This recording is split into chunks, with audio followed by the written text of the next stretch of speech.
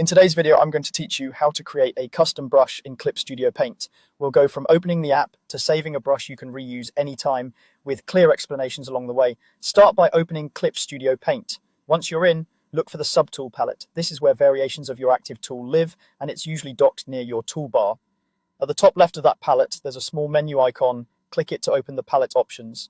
From the drop-down menu, choose Create Custom Subtool. This tells Clip Studio you want to make a brand new brush, starting from the tool type you choose next.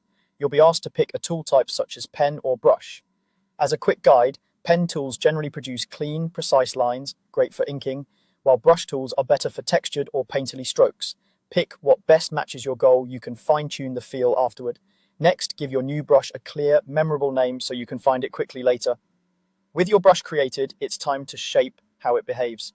Use the tool property window for the essentials you'll touch most often, like brush size, opacity, and stabilization.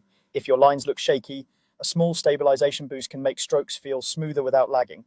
Then open the Subtool Detail window to access the full suite of options.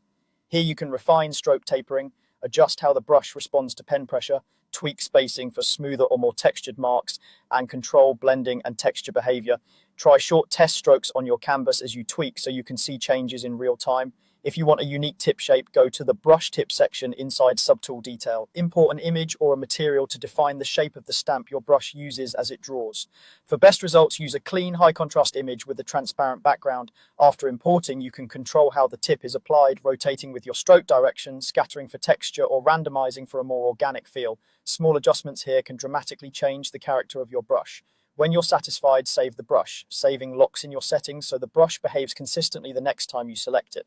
If you ever want a variation, duplicate the brush and tweak the copy, keeping your original intact. That's it, your custom brush is ready. Experiment, iterate, and enjoy having tools that match your exact style.